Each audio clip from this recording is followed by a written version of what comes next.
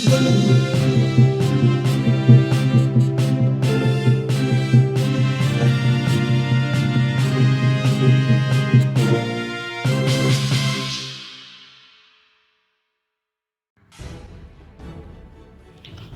Maharashtra panther सेनेच्या वतीने दौंड शहरात महात्मा ज्योतिबा फुले आणि विश्वरत्न डॉक्टर बाबासाहेब आंबेडकर यांची जयंती मोठ्या उत्साहात साजरी.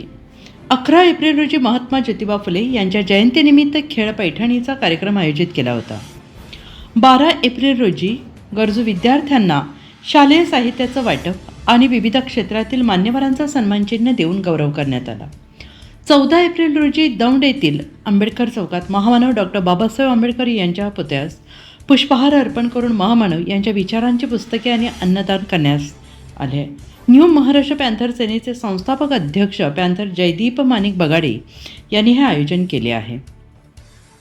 यावेळी मुख्याध्यापक अवधूत तावडे, गटविकास अधिकारी अरुण मरभळ, नागरी हित संरक्षण मंडळाचे गटनेते योगेश भैया कटारिया, उपनगराध्यक्षा छायाताई थोरात, नगरसेवक रोहित पाटील, जयंती कमिटी कार्य अध्यक्ष श्रीकांत थोरात, जगदीश शिदगणे, शिल्पा जगदीश शिदंगणे आणि इतर सर्व सन्माननीय सदस्य उपस्थित होते. मोठ्या संख्येनं भीम अनुयायी यांनी सहभाग घेतला होता. प्रतिनिधी शिल्पा शिदगणे. राजकारणी, अधिकारी, पत्रकार या सर्वांचं मला सहकार्य लाभतं म्हणून मी एवढे कार्यक्रम करू शकतो.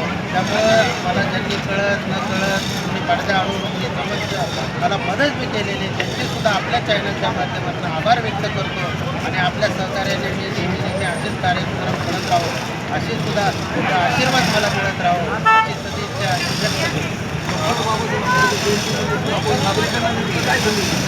मी ते ह्योच संदेश देतो, वाचून नाही तर वाचून भीम जयंती साजरी करावी. त्याच संदेशाच्या जोरावर बाबासाहेबांमुळे मिळालेले आहे. कारण का बाबासाहेबांनी पुस्तकाचं घर बांधलं आहे, जे नागर इथं राजगृह आहे. ते राजगृह बाबासाहेबांनी पुस्तकासाठी लोक राहण्यासाठी घर बांधलं, बंगला बांधलं. बाबासाहेबांनी पुस्तकासाठी हे वाचण्याजोगं आहे. आणि जर ते पुस्तकासाठी घर बांधत असते तर आपण छोटे मोठे थोडेसे पुस्तकं वाटलेले फार मोठं होणार नाही. बाबासाहेबांचे विचार रुजवण्यासाठी आम्ही सर्व महापुरुषांचं पुस्तकं दरवर्षी वाटते.